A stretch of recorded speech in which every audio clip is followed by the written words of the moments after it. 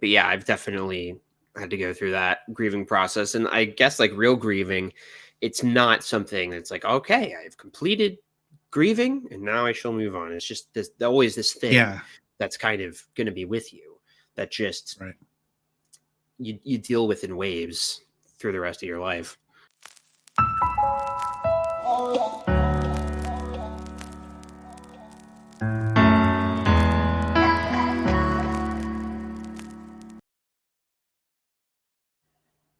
Hello and welcome to Ex-Witness Awake. I'm your host, Jonathan. Hope you're doing well today.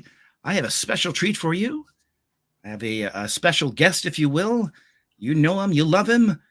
A man who needs no introduction, but I will because it's really weird if you don't introduce him. Jake from the Alt-Worldly channel. Hello. You started using a different voice when you went into the intro. You started going into announcer voice, which I like. It's announcer man.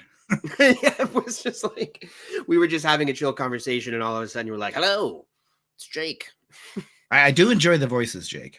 I do enjoy the voices. Oh, thank you. That's also what I'm known for. Is I have a YouTube channel and I do annoying voices on it.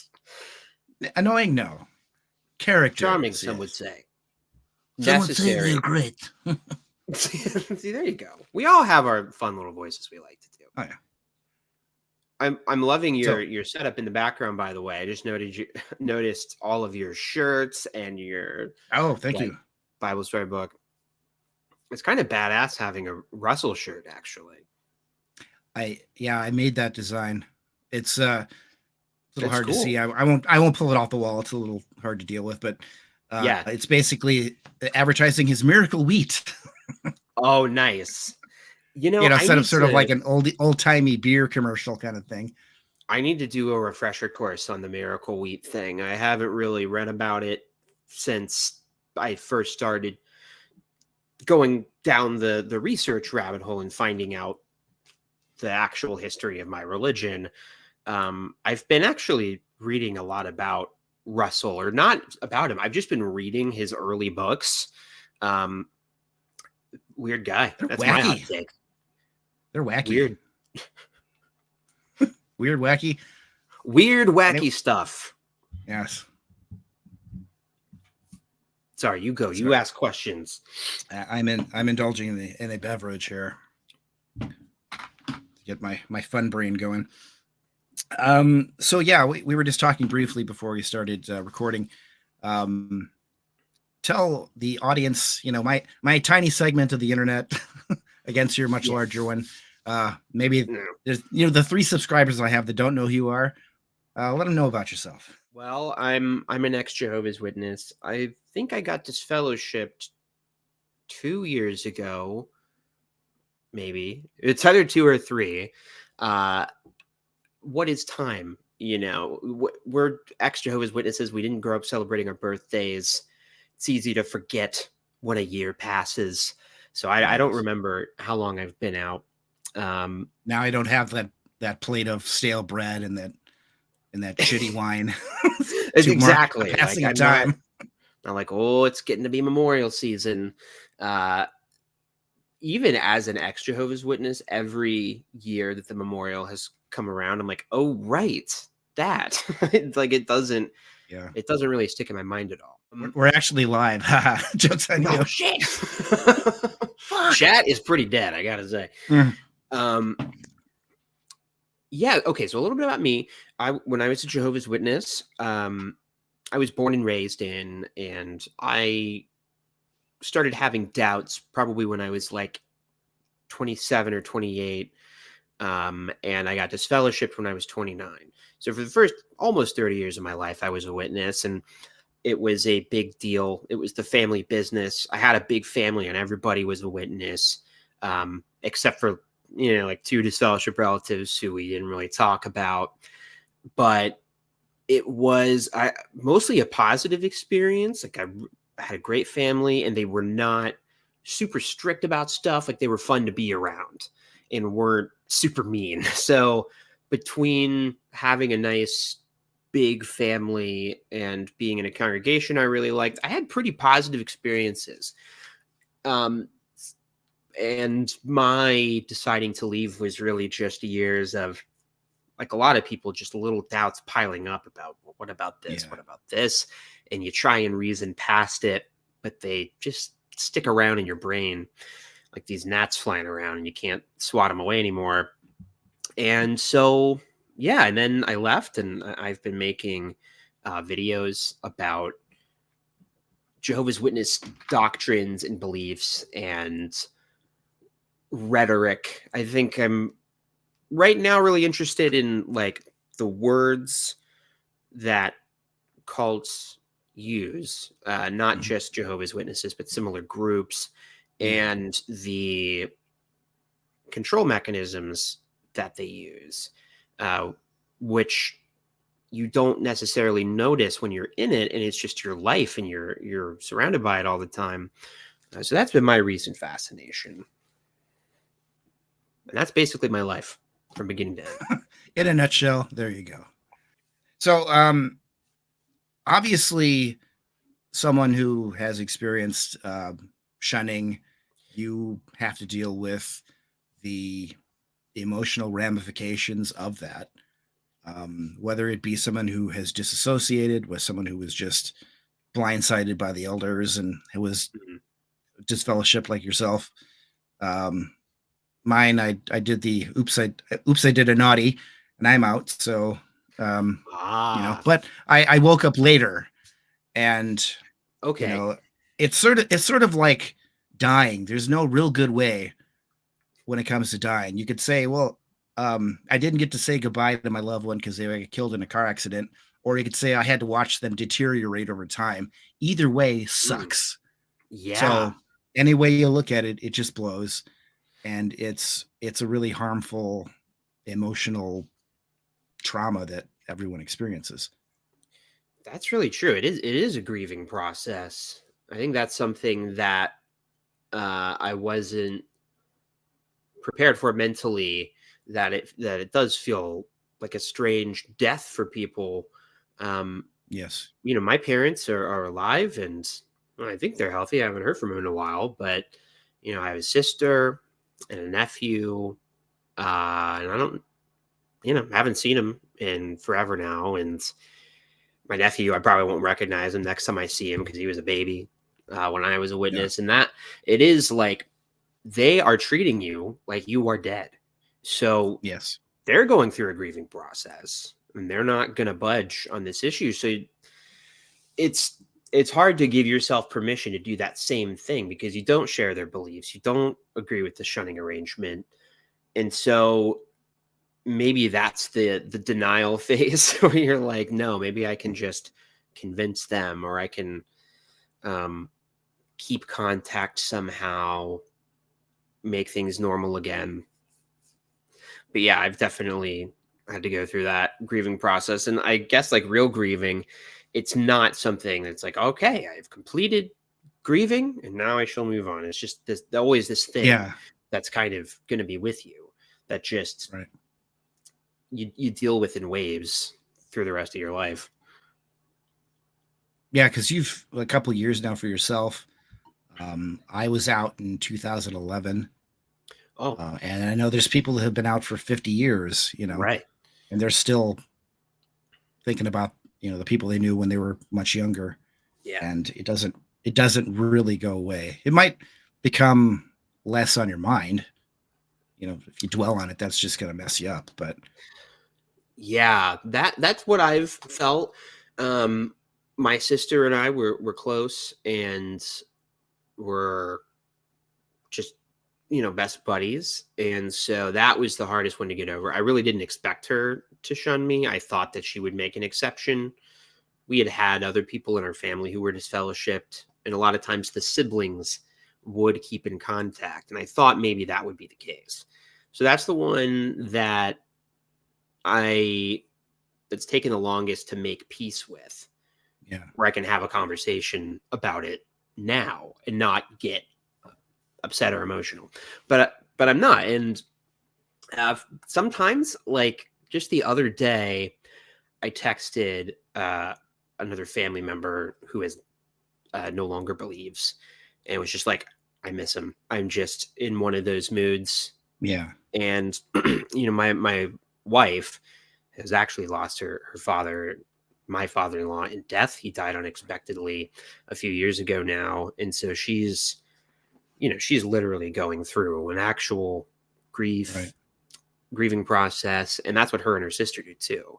Is they're like, I'm just having one of those days where I miss dad, and so it's, I guess, normal, I guess, that you're going to experience that, but with the added weirdness that they're not dead and the only obstacle is religious doctrine.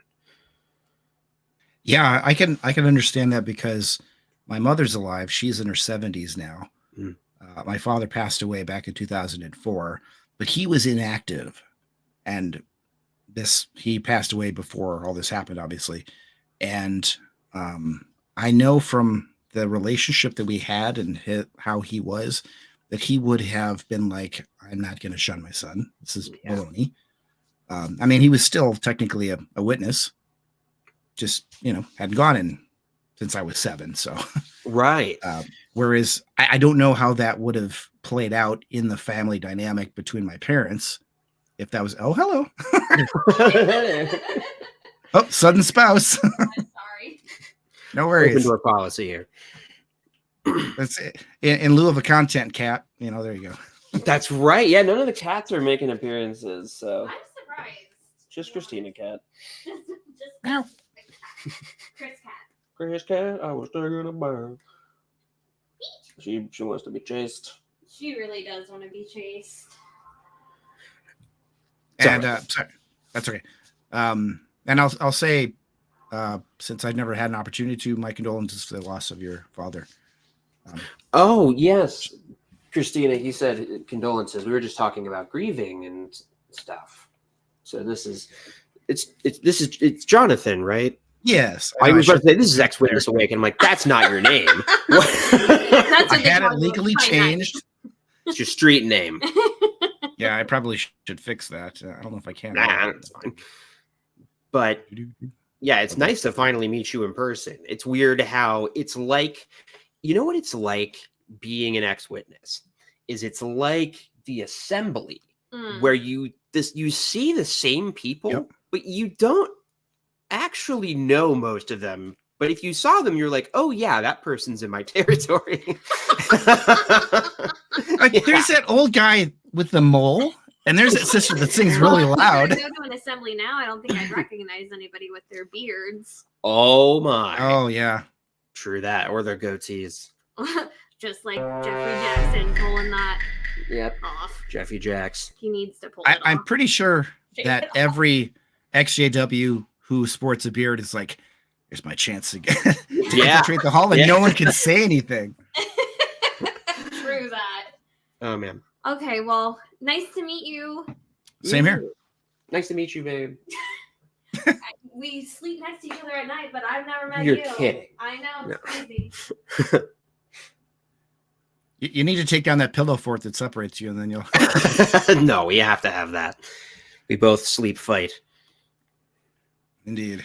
So, I guess anybody watching this video, you may notice that we're both a couple of jokesters, and that is really a way to deal with the crap that you have to deal with in your head and in your heart.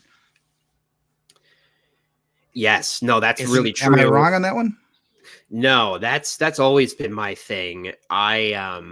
When I was a kid, I had a lot of health problems, and I have a very funny family. And so I think it was just like ingrained in me from a young age to just like joke through it. And it's interesting that, now that I make videos, and I'm sure you get this too, that you get, every take that you can possibly get on something. And some people don't like videos about this serious subject matter that are like, where people are making jokes because they're like, no, this is serious, and that could be offensive to witnesses. But yeah, that's like the only way I know how to cope with this stuff, or not the only way, but it's the way that I cope the hardest.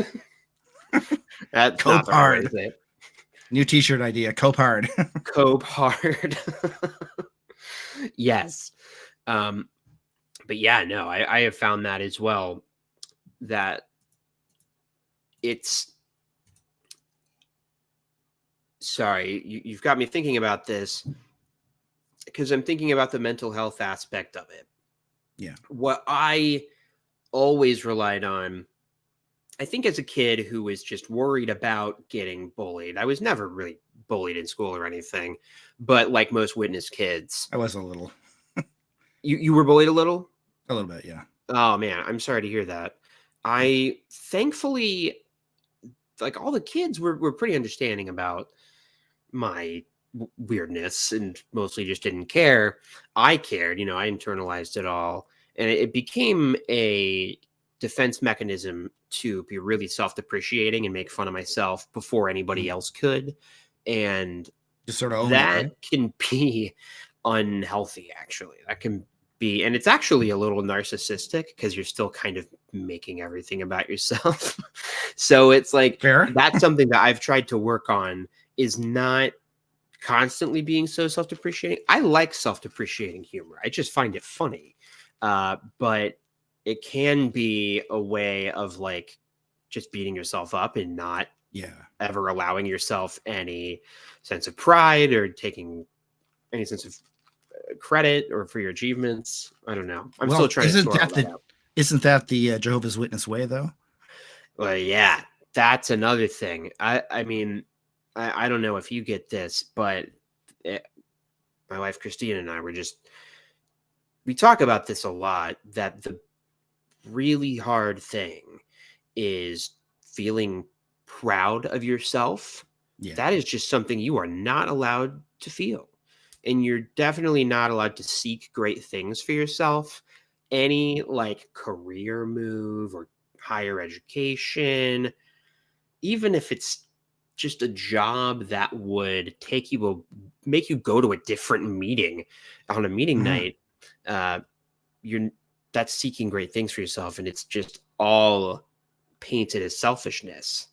When in reality, when you're watching somebody else's YouTube video or watching a movie that really moves you or reading a book that you like, you're not thinking, wow, how vain that this author dedicated their life to writing a book that I loved instead of serving Jehovah. Like, that's not going through anybody's head but a witness. But that's always going through my brain. And Christina's in school now, pursuing higher education, the big no-no. And I think she struggles with that too, of just having difficulty and being like, yay, good for me, I'm doing a good job. And I also imagine. Yeah, go ahead. Sorry, I was just saying. I imagine her being so fresh out of it that she hasn't had time to weed that trait from herself. So I imagine she would have a difficulty in, like, I am good enough. Yeah, that's a tough one. I am good enough. That's a really hard thing to think. I definitely have an aversion to just on the internet in general. There's all this kind of like lifestyle self-help content and like wisdom memes and kind of like pump up stuff, or like believe in yourself and variations of that. And I always have this really negative reaction to it. And this conversation we're having is making me realize it's probably just because I have an aversion to anybody like being nice to themselves. Like, that's still just my issue of constantly being self-depreciating. I'm like, don't you know it's cringe to be kind to yourself? How dare you? Kinda, yeah. Yeah. So that's good. We're finding things that I need to work on. We'll have a list at the end. Yeah, I hope we're writing these down. Sorry if I'm being winding and all over the place too. If you need to ever redirect me, you go right ahead. I won't be offended. I am like a snake having a seizure when it comes to these things. I'm just I love that. No, that's how I feel too. I really like doing interviews, but I think I'm also not good at them because I do the same thing where I'm like, But I think that's what people like. Like I love podcasts. Notice all these notes in my hand. Yeah, exactly. A script. That's why I've traditionally in my channel, it's just been off the cuff, whatever I'm thinking about. I've done very few where I've actually had a script. Like the one I just did, I had a script on that, but I just sort of did a couple of takes, and then I found it was so dry and boring. I was just sort of like, and yeah, like it just felt like a B school talk. So I just it's a weird looked at it a little bit, kind of remembered my points, and just went on, and worked out a lot better. Yeah, I think that that's really helpful as an ex-witness to just like help finding your voice and help vocalizing how you feel. Like I'm not a big fan of TikTok, not for any like moral reason, but just because I grew up on YouTube and I just prefer an algorithm where I can pick what I watch. I don't like TikTok feels like channel surfing to me, which is something I didn't even like as a kid. I didn't like flipping around until I found something. Yeah. But I think there's so many ex-witnesses on TikTok, and more all the time. And I think it's really good because first of all, it reaches a lot of people and you never know what witness is going to see it. But I also just think it's valuable to talk through this stuff out loud because you don't really know what your voice is as a witness. You don't really know what you think about things because you've locked off this part of your brain that you don't allow yourself to go to. So I love that. I found like as soon as I did my face reveal on my channel, because for a while I was just doing voiceover and not showing my face, and it was all scripted or mostly. And then as soon as I showed my face, I started doing what you're talking about, where I would just kind of vamp in front of the camera and then edit it down so it sounded coherent later. And now I've 6 hours of video around. down to 20 minutes. What's that? 6 hours of video down to 20 minutes. Yes, unironically. I like that one video I did where I'm just like reacting to the pictures in my book of Bible stories. I recorded for like 2 hours and I released like a 25-minute video because I was like, this is so unwatchable. But I think like now I've circled back around to really enjoying writing my scripts again. And I think it's because I have a better sense of my own voice as a person.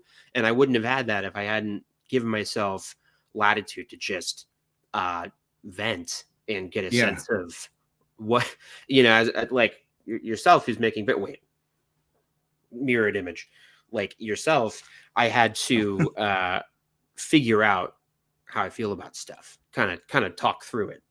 Yeah. Well, I could say that of the creators on YouTube that I have enjoyed your stuff quite a bit because it has a certain flavor to it that isn't just academic, but it's even in your scripts, you have your humor and your quirky idiosyncrasies sort of worked in there. And the good editing and that. So I think it's, you're welcome. Because I think it's important that if you're out there searching for something to answer what is going on in my head, what's up with the witnesses, why am I feeling this way? Why am I having these doubts? You don't need it to read like an encyclopedia.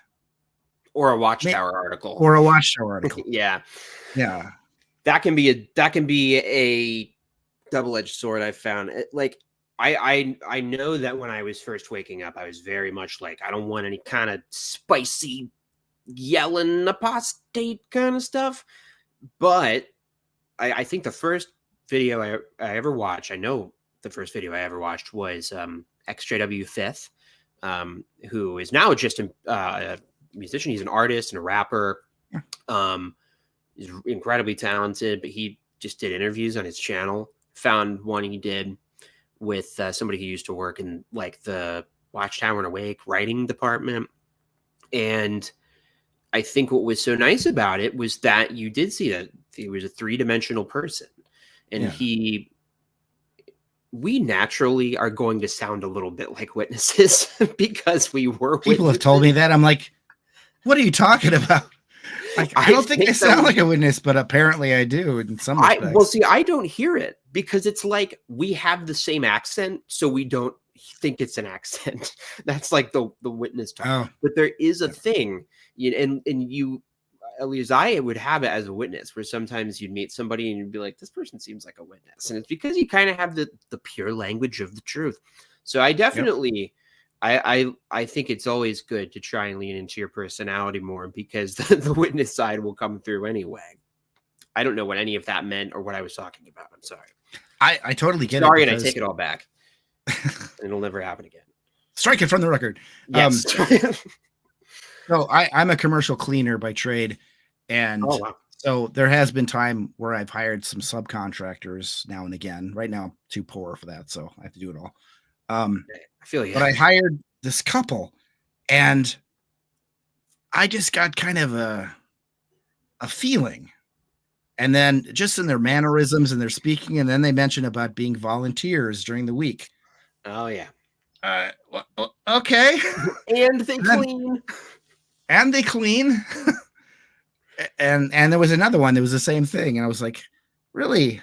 So what kind of volunteer work do you do? Oh, we share the Bible message. Like, oh, okay. Welcome to the fold. And it's funny because, I haven't had it lately because I don't know what to do with it. I have an ex-witness awake hat that I wear. Oh, nice. Because I like making stuff for myself just for the hell of it. Yeah. But they showed up on site, and I didn't want to blow my cover because I didn't want them to go and just like take off and, not do the jobs or whatever. Right. And I was paying them, and, I was polite with them. I didn't give any trouble or anything. So I had my hat flipped backwards, and then I just made sure to not turn around because that would have been a pretty big clue. Constantly positioning yourself so that it couldn't read your hat. That's pretty good. The thing where I experience that the most is in like Uber rides, where I had a couple months ago, like I got in a car and I just started hearing a Kingdom song, and I was like, oh, did I like leave my phone on jw.org or something and start playing a song? And no, it was the driver just blasting Kingdom songs in the backs of the seats. He had tracks. And I was just like, these sons of guns are just counting time doing Uber. I mean, whatever. It doesn't. Well, first of all, now they don't count time anymore, so that doesn't even matter. Right. But it was always silly. Interesting to see what the 2024 numbers are. Yes. Oh boy, are you a numbers person? I did see it. I don't remember. I'm not a numbers person. Just to clarify. Well, I'm not really either. But okay, yeah, because I looked at it. I like some statistics. They're useful. I like it. Yes, I like it when other people tell me what statistics mean. Then I feel smart. But I don't when I'm just looking at it. I math was always my worst subject. I just don't have a brain for it. That's what this interview is about, right? I'm an arts and literature guy. Same, yes. I'm all artsy fartsy, which is really not that helpful in the real world. I definitely would prefer to have the math skills. Okay, so I'm gonna steer this runaway clown car back on the track. That's back on the road of mental health, since that was the true purpose of this interview or discussion. In a way, it's good that people are seeing my mental health issue, which is ADHD. I have not been diagnosed, but I swear, it's a thing. It's a thing. I mean, it's if you have like a regular doctor, it's so easy to get diagnosed. Like it's not a whole rigmarole. You can cut that out, obviously. Me giving you random medical advice. Well, you do work in the medical field, so I do. I don't know. Kinda. Is that what you wanted to steer us back to? No. Okay. Well, actually, you mentioned about it's easy to get diagnosed.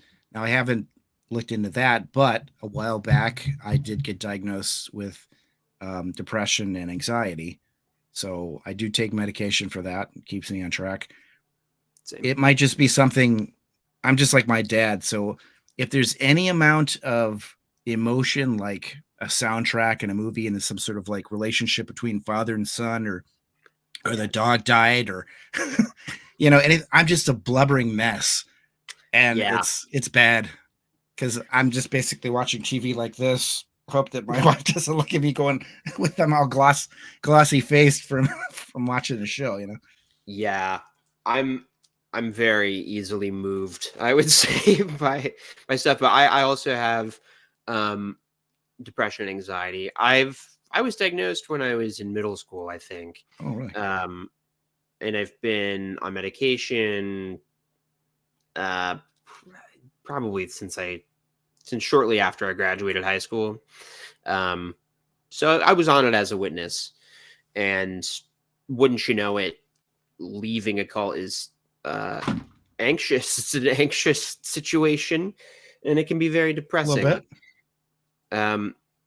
So that's something we could definitely talk about, is just, the different emotional arcs that you go through. I recently I wanted to try and take the ADHD thing seriously, because that's another thing. I was diagnosed probably when I was in middle school, but tried like one medicine one time. It gave me weird side effects. I didn't like it. Never tried again. And for some reason, the last couple years, but I've noticed it more in the last 1 year, I think just because I've been feeling so much healthier, and I have reached a better place with the depression and anxiety, that I'm like, man, well, now my main issue is I cannot concentrate on anything. So now I'm on ADHD medicine. Now, is it working? You've seen the interview so far. Does this seem like a person who's on a strong enough dose? I don't know, but yeah, it's there's always something. Whee! Yes, it is like that. Yeah, I have trouble focusing myself. Okay, I should ask you, because you've been diagnosed. Do you find if you're focusing on something that your spouse will say something to you and you're just like, what? Yes. And, okay, so I'm not alone in that. Like, yeah. Or just if I'm doing any one thing. I saw a TikTok, actually, I think it was, that a friend with ADHD sent me, and they kind of described it as like, if you imagine your vision as like a cone. They didn't say this, but now I'm thinking like in Metal Gear Solid, you can see the bad guy's vision. Between my parents, if that was, oh, hello. But ADHD is like this. It's not a cone. It's like narrow, and you are focused on exactly what's in front of you. That feels pretty true to my experience. When I went to the doctor recently to try and get on medication, they had me fill out a little checklist, and I took a picture and sent it to Christina, because I was like, I am checking every single one of these boxes. All the boxes.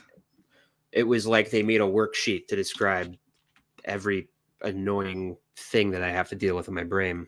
I thought, in keeping with our subject matter here, I found an article in an 86 Awake. Oh. And so I'm going to go ahead and share the screen here. Okay, there we go. Taking the mystery out of mental illness. So it's obviously an older article, and it talks about some specific disorders. But I found it interesting somewhere in here. If either this or a different article where I found it said, once they determine, it's not the demons. Well, like, yeah, that's like, what I was going to say. This mystery that they're debunking is one that they perpetuated for for decades before this. Abnormal brains. Okay. Yes. Abnormal brains. Abnormal. Let's see. Where is it here? It's interesting. If you look at that last line, it said like mental illness has lost its mystery and its stigma. And that's not true. There's still a huge stigma against mental illness in the organization. That's definitely a thing. When you're a witness, you feel like you're not supposed to be depressed because you're in the happy religion. We're the happiest people on planet Earth. Every time I see a best life ever, I just want to go, eh. Yeah. Oh my God. It is not the best life ever. It is very problematic. Well, I think the thing that's clever about it is that witnesses know that there are a lot of problems with the organization, but they're like, yeah, but even as shitty as this is, it's still the best life ever. This is the best we can do. Also, I just cursed. Sorry if I'm not supposed to do that. That is okay. You can bleep me or I can do another take. Comfort for the mentally ill. Ah, yes. Yeah, they're not very comforting, unfortunately. Yeah, let's look at some of the comfort. Because we live in critical times hard to deal with, people today are subjected to considerable stress. It's no surprise that even some God-fearing people have succumbed to mental illness. Some have succumbed to mental illness. That's language they probably wouldn't use anymore. No. That reinforces the idea that it's like mental illness is this nebulous bad thing that you can succumb to. Like, oh no, I tripped and fell into schizophrenia. I mentioned that they mentioned that later in the article. Actually, in a hall that I was in, we had a sister who dealt with schizophrenia, and it's weird how people would treat anybody with a mental illness. You think they would be more caring, more understanding when it comes to that sort of thing, but they're not. They're just sort of like, something's wrong with that one, and they just sort of stand off. So any sort of support that you're supposed to get as somebody who is a active, in good standing witness, you're not getting that. You're just sort of put off in the weird pen. And sit in the library, sit in the second school if you're going to be weird. That is interesting. I wonder if it's something to do with the idea that all of us are imperfect and that there is this perfect version of ourselves. Any affliction that you have is going to be cured. So somebody with a disability or a mental illness, that's not the real them. That's Jehovah's going to fix that part of them in the new system. So it kind of allows you to keep this mentality in your head that, well, the problem is imperfection, not me needing to be more compassionate. And also, maybe that is the real them because they have a chemical imbalance, and that's just the way their brain is. Yeah. And they need treatment. They need understanding. And it's almost a cliche to bring up how many witnesses are on antidepressants and take stuff for anxiety or cope with alcohol. People know it. It's depressing being a witness. There's so much you're not allowed to do. There's so much you have to be worried about all the time. Every decision you make is kind of life or death. So no wonder. Every decision is a sort of Damocles, just sort of, Yeah. It's right there. You could screw up. Something could happen. You're not in that where you should be. At least until a couple of weeks ago when you couldn't just do a deathbed confession and come back out. True. Yeah. You got a little leeway. But once you see the United Nations starting to have talks about banning religion, you better hustle back to the Kingdom Hall because then the Great Tribulation is going to start. It's a whole thing. It's a whole thing. So it says here, while it's possible that in some cases demonic forces are involved, the Bible does not teach that all illnesses are caused by demons. Important clarification. This is in Awake. I think that says something about how society has changed. Deep of me. This says something about society. But it does. Like the Awake is supposed to be like their mainstream thing that you can almost use to trick people into learning more about Jehovah's Witnesses. And now the Awakes are all like, is mental health good?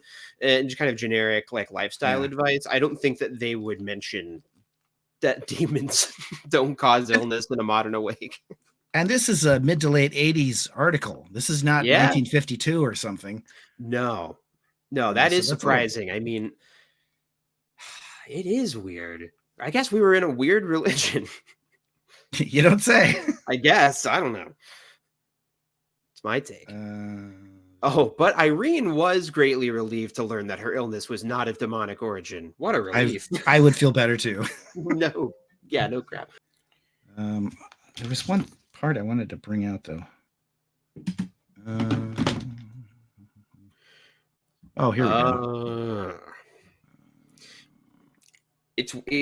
This is kind of a interesting article because them talking about like schizophrenia not being caused by demons, this is them providing new light because they perpetuated this stereotype that mental illness was caused by demons for a long time. And so now by 1986, they have to really beat it into the heads of witnesses like, no.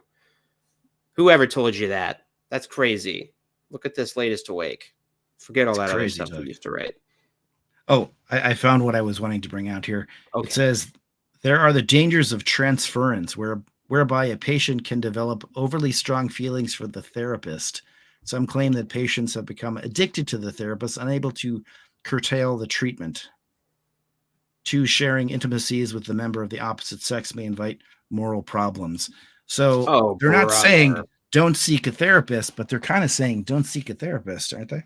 Yeah. I mean, it was not until the last couple years that Sam Hurd, I don't know if it was a broadcast or a convention, like really clarified, like, no, it's okay to get mental health treatment and stuff like that.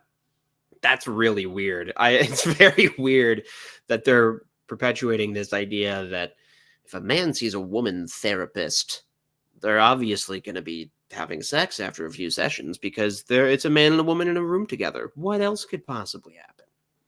Perhaps they shall have immoral mental boners. I remember my dad's a firefighter, and I was thinking about this the other day because I saw this these EMTs in the hospital where I work, and there were men and women EMTs. And I remember the first time a woman EMT came into the station. It was like this big conversation.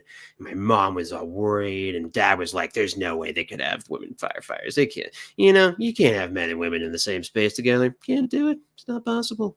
And it's like, what a psycho. What a crazy thing to think.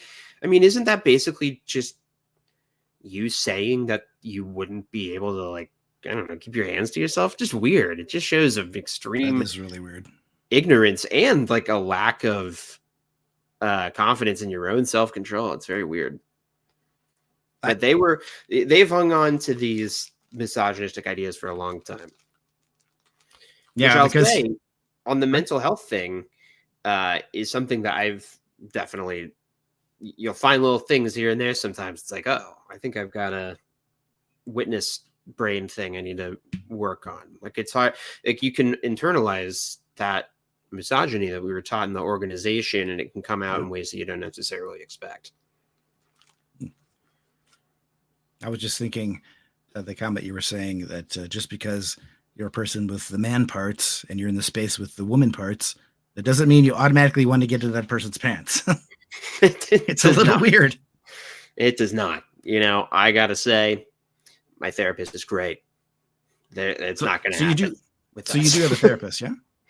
Yeah, I definitely delayed it more than I should have. I started seeing one when I was a PMO, and it wasn't a good fit. They were a Christian, and I think they were just too, they were nice and everything, but I don't know, going to an office and they had like scriptures on their throw pillows, and it's just like, it feels like I'm not able to be totally open about how I feel about religion or the Bible or whatever. And then I don't know, a year went by when I didn't see anybody and things got really bad. Definitely needed to see someone. So thankfully, last year I started taking therapy seriously, and it definitely had a big help or a big impact. So you heard it here, folks. Get a therapist. Therapy, good. And what I'll say is this is in terms of like practical advice. Don't we love it when the organization gives practical advice? The like me and Christina are not well off by any means, and we're on a payment plan with our therapist. But if you look and click around, email, send some emails out, you can find people who will work with you with your situation. I think a big reason why I avoided it is because I'm like, I can't afford therapy. There's no point. And it kind of turned out that was not even an issue. Like that wasn't an issue at all. It was something I kind of worked up in my head. And it's like, there's a lot of options with people who are on Zoom or not Zoom, but whatever the medical telehealth thing is. Skype. So there doesn't even necessarily have to be somebody in your area. Yeah, I would definitely recommend seeking it out. I was thinking, as you're saying, I can't afford that. At a certain point in your life, it can become, can I afford not to do that? Well, unfortunately, that's the point that I hit, where I was in a very dark place. I was in a bad place and ended up in the hospital, and it was just like, no, you're seeing a therapist after this. That's what's going to happen. And I knew it needed to happen. It's not worth getting to the point where you have to do it. Not like it was court mandated or something. I'm just saying, like, the doctor recommended. Do it sooner rather than later, especially if you're PMO. That's a hard place for your brain to be in, living a double life to some degree, having to worry about like getting caught for believing normal things. That's not good for your brain. And it's really helpful to have somebody to talk to who probably is not an ex-witness and is going to be very, they'll listen. They might have to learn a little bit depending on their background. But the thing you want most, at least I do, is you want some validation that the thing that you're going through is crazy and unfair, and that your religion is too controlling. And that's nice. It's nice to hear that from a medical professional. I had a therapist for a short while. When I first started doing this, it was in response to the therapy, basically. What had happened is, like I mentioned, I'm a cleaner. I think I've mentioned this in the video once before, but I was cleaning at a pharmacy, and I was just sort of wrong place at the wrong time, and they got held up right then. And I got, at gunpoint, a guy waving a gun in my face saying, where are the Percocets and, stuff like that. Oh my God. I'm like, I'm just a cleaner. I don't know anything. And I'm having this like, am I going to see my kids tonight kind of situation? So I was freaking out. And that was where I'm at. They have counseling that they'll give for people who are victims of crime. Yeah. So I was able to get like 10 sessions with a counselor for that. And it initially started out with that, but then it rapidly became like all the things going on with me, and realizing that I was really pissed about, what the relationship that I'm missing with my mother and how people are being treated. And like, I had looked up other things, and that's when I really got active. So I started out on TikTok, and then I found I was doing that really hardcore, like 2-3 times a day I'd post, but it was just unsustainable. And I really enjoyed doing this longer form content. And so here we are now. Yeah. Well, I remember seeing you on TikTok. Yeah. And to me, this is a therapy too. Yes. Because I get to get the things out, I don't know who's going to see these. Maybe no one will watch them, but I'm talking to the camera and presumably the world, and I'm getting things out and, trying to help people. And that's important to me, is if I can be instrumental in somebody waking up or somebody not ending up in the morgue because they couldn't take, the situation they're in, and it became too much for them. So I've had a couple of people say you've saved my life in that way, and I don't know if it's necessarily true. They needed me at that time. Oh, I'm but sure it is true. No, anything that I can do, I'm happy to do. I mean, I've been in that place before too, and I've been in the hospital for it. I've had self-harm attempts, and it can be a little thing that pulls you back, Yeah. to reality and make you realize, like, wait a minute, I don't want to do this. I don't want to. There is something to live for, and it is very therapeutic to talk about this stuff. That is one thing I'll say for anybody who's on the fence about the therapy thing. You're going to get, if you go online and just look for advice, there's so much. You're going to get so many conflicting ideas, especially like among XJWs. We're all just people. We don't agree on everything. We have different takes. It's valuable to talk to somebody who's a neutral party who has a license in, helping people like you that can give you advice that's not like emotionally charged, and you form a rapport with that person. So that's another benefit of it. I did the same thing you did. I was not held up at gunpoint at any point, but my insurance through work, I had like 5 or 10 free visits or something. And that's how I started too. And yeah, like if you're watching, check your insurance company or whatever, like see if there's even something like that. I don't know. I just think it's really good for anybody leaving a group like this to do. You don't know what all you're holding in until you're talking to somebody who is just like, this is a person I can tell anything to. Sometimes you don't even know what that is until you're talking to them. And you don't know at one point something is going to trigger you too. Yeah. You may think I'm fine, doesn't bother me. Like the other day, somebody told me that there's a series called The Witnesses. I had never seen it. I hadn't even heard about it. Oh yeah, the documentary. Yeah. Is it the Vice one? Oxygen, I think. Oxygen. Yes. Yeah. That's a really good one. But rough. Yeah, and it's weird because I was fine, but the moment, basically the first scene, as this person is pulling up to the Kingdom Hall and saying this is where it all happened, I just like broke down. Yeah. And it was just that.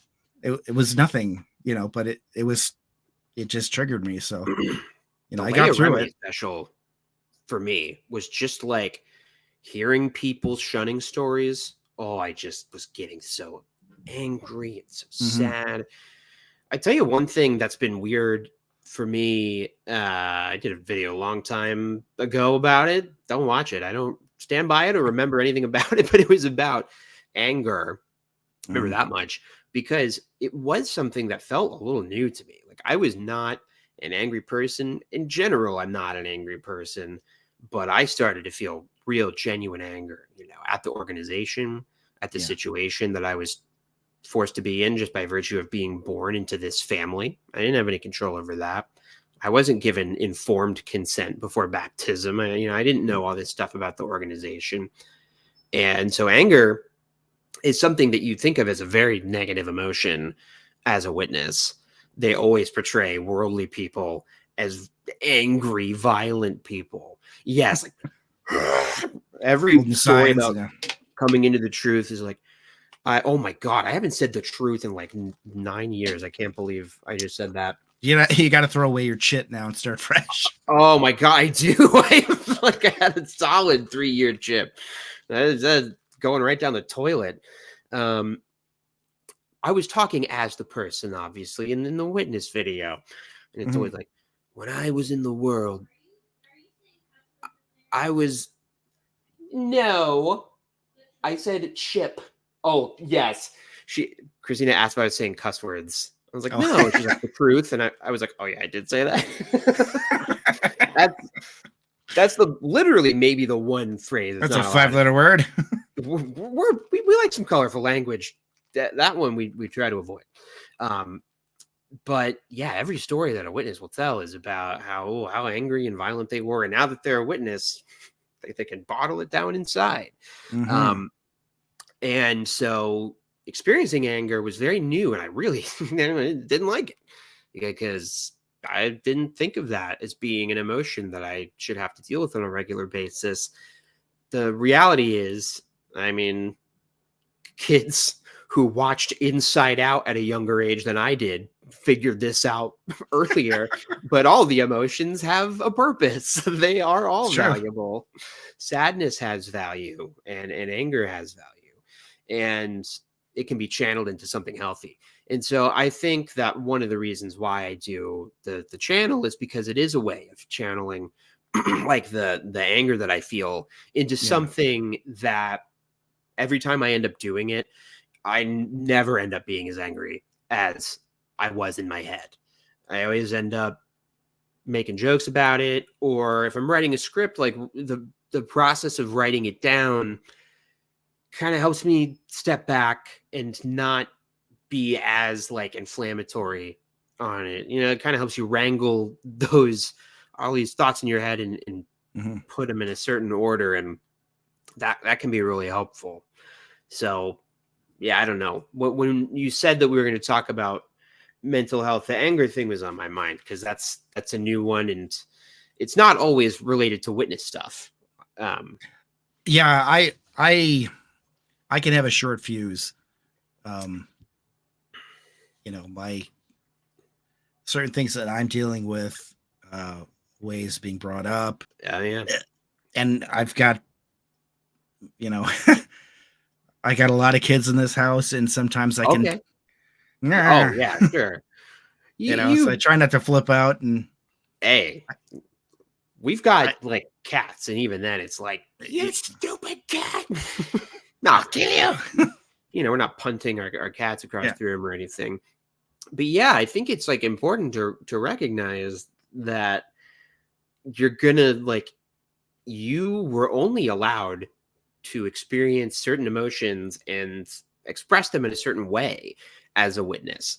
There are talks that the governing body members give about like, you have to always be rejoicing. Always be rejoicing. Right. Even in sadness, you are rejoicing. Well, that's crazy. It doesn't even make any sense other than the abstract sense that you can understand that your life is generally okay, but you're really sad about something or really upset about something. But like, that's not a realistic expectation that you should have for yourself, to always be any one emotion. When you see something on the news that pisses you off, it's gonna make you mad. Or something just happens in life, or I don't know, your kid hits you in the face with a hacky sack. That was a random example because we just watched an old witness drama where that happened. Oh, I don't know why I was like, why was that the example that came? I'm picturing his exploding head now. So that's right. That's well done. Yeah. Was that a realistic drama, Jonathan? Like when you get home, are your kids kicking hacky sacks in your face? No. That is not happening. No. They're not. Well, how old are your kids? I don't know anything about it. Okay, so my wife had 4 kids from previous marriage. Okay. And then we had one together. So gotcha. He is 7 now. And so we basically got teenagers on up to adults. Okay. Oh yeah, well. But he is autistic and a handful. Sure, yeah. Yeah, my wife has a nice fish tank set up, and he decided to give the fish some things. Oh. Some items, the TV remote, and a book, and some toilet paper, and a nice refreshing Dr. Pepper. So we thought the fish were doomed. I'm happy to report they were just sort of like, what is going on? Yeah. But they survived, and they're fine now. They're good. One of those 23 flavors was fish food and Dr. Pepper. That's yummy. Place. But, man. Well, he's definitely that's a handful. Gonna be, so I'm sure you're. Oh, sorry, go ahead. Sorry. So it's easy to get upset, but then you have to realize that he's autistic, and that's not how his aides at school and his teacher would handle it, to go, what the Yeah. what is wrong with you? Right. So it's just those things that you have to deal with in your emotions, that you don't, it just takes time to figure it all out and kind of work that out of your system. Yeah. You've got the emotions of a bunch of other people in the house, to bounce off of all the time too. And there's going to be scenarios that pop up that are unexpected. I mean, that's the thing that's the real struggle, is even after, I obviously make videos about witnesses, so I think about it pretty frequently, but at this point, it's not front of mind for me all the time. It's not, I don't check like the Extra W subreddit constantly, or at least not any more than I do other subreddits that I frequent. But that just means, like, now I'm more trying to get more involved with like local politics and organizing and stuff. Picked a great time to do that. Nothing frustrating or infuriating happening. And thankfully everyone gets along and agrees. No, but like there's just so many sources of stimulus, no matter what it is. There's so many wonderful choices in Washington right now. Exactly. We're spoiled for choice. How can you not just love everybody and want them to be your best friends? No, Would you like to choose Ebola or the Black Death? Yes. How quickly do you want to die? Yes. So I just want to kind of summarize basically what we're getting at here. You have a lot of emotions to deal with and mental illness to deal with that can just be because of, general health, or it can be because of the pressures and the anxiety that the Watchtower will put on you. Armageddon is coming any 5 seconds from now. Hey, you smoked a cigarette, so you never get to speak to your mom again. That's right. Or whatever. Yeah. Those kind of things. You got the pressures of you're not good enough. Don't think too highly of yourself. Do everything for Jehovah. Are you doing your best? Are you doing your best for Jehovah? Is your best good enough? Yeah. Maybe. Fight. Who knows? Yeah, fight. Yeah. I gotta find that clip. I got that somewhere. It's the only clip awesome. I have is like 240p. It's so grainy. So you've got all those things to deal with, and you just have the pressures of life in general. So if you have the opportunity to seek any sort of healthcare professional, consider doing that, because it might be the thing that can turn your life around from what you may have to deal with. Yeah, it's not an option for everybody. It's not available or sustainable or affordable for everybody. But yeah, if you can, it's worth it's worth trying to find something that works in my opinion. But my opinion, you can take it or leave it. That's if I had to leave anybody with a note about mental health, it's like the more distance you get, and I don't have that much distance from it, a few years. Some people have much more distance. Some people have much shorter distance from it.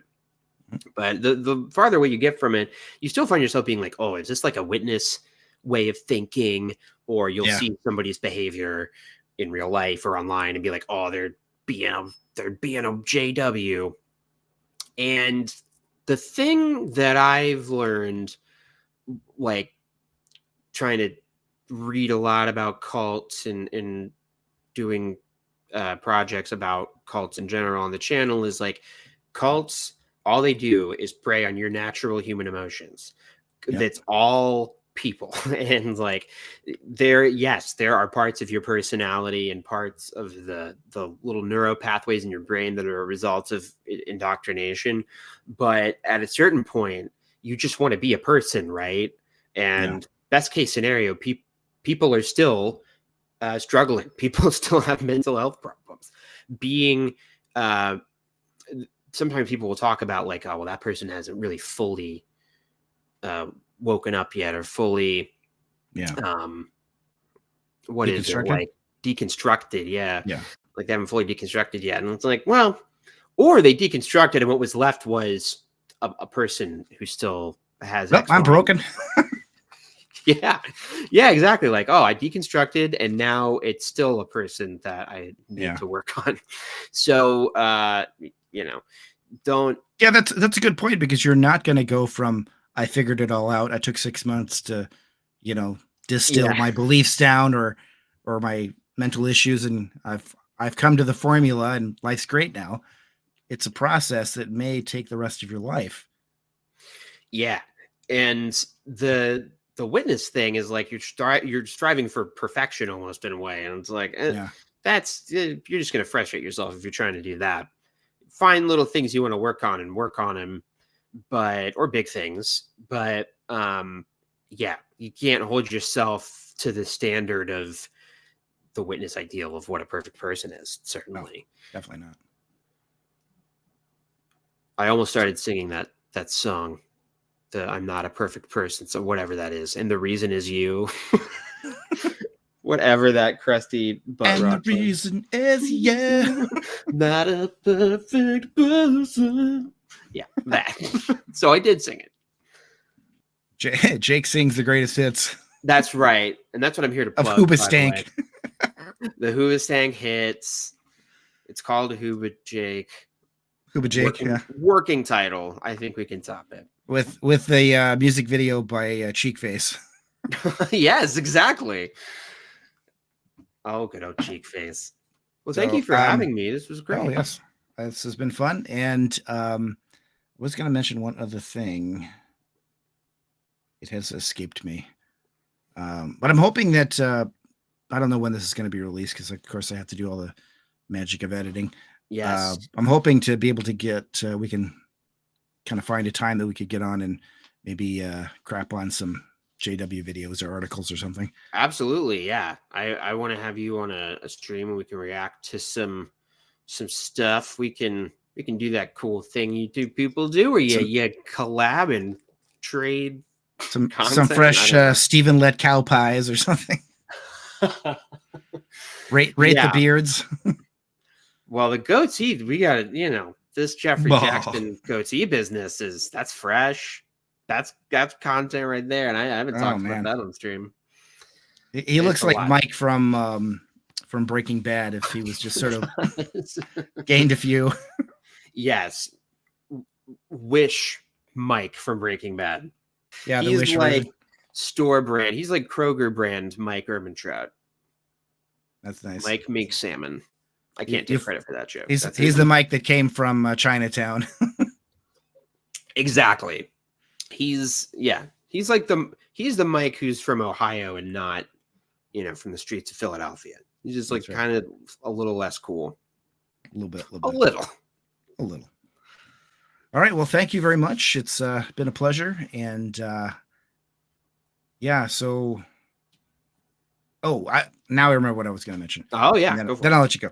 So if you're not in a position to get the professional help, at least reach out to others that are going through similar experiences. There's Discord, there's Reddit, there's just Facebook groups, Twitter, whatever. Connect with other XJWs or people who have been in cults and, glean from their experiences and kind of, compare notes and what works for you, how you cope with things and how you're going to get through, especially if you're a PMO, you're going through a special brand of torture, having to deal with the meetings and having to put up a facade of, And if I can add to that, I would say try and also, as you get more comfortable with yourself, like try and make friends who have nothing to do with witnesses, because good point. It's possible to just trauma bond and you can kind of feed into bad qualities, or maybe you don't have like shared, like values or interests, and you're kind of the only thing you connect on is Watchtower, and that can be bad because then you can just be constantly triggering yourself. Not to say don't have friends that are ex-witnesses. Most of my friends, Shame right? spiral. Yes. But like the person who called me on the phone was my high school, not high school friend. He's been my best friend since like 4th grade. And you know, we obviously didn't keep in touch as much as he would have liked to after school because I was being a good witness boy. But he's the first guy I called when I woke up. And it's very nice to have somebody who, when I'm like stressing about what to do about my dad, he knows, he's like, no, man, that's just, it's messed up that your dad shuns you. He just is a normal person who knows that what I'm going through is ridiculous. So that can be nice too. Just have people you can connect with outside of that space. Absolutely. Okay, so I think we've reached the natural conclusion here. We did it. We solved mental health in America. I'll accept the Nobel Prize. Yeah, you're welcome, science. Excellent. Bailed you out. It'll be like the Stanley Cup. You know, you get it 6 months of the year, and I'll get it the other. Right, yeah. All right, man. I want to thank you all for watching. I want to thank you for being here on the channel. And if you are not familiar with Jake's work on his channel, I will leave a link in the description. And please go check it out. Subscribe to him as well. And I will catch you next time. Bye for now. And love it. End recording.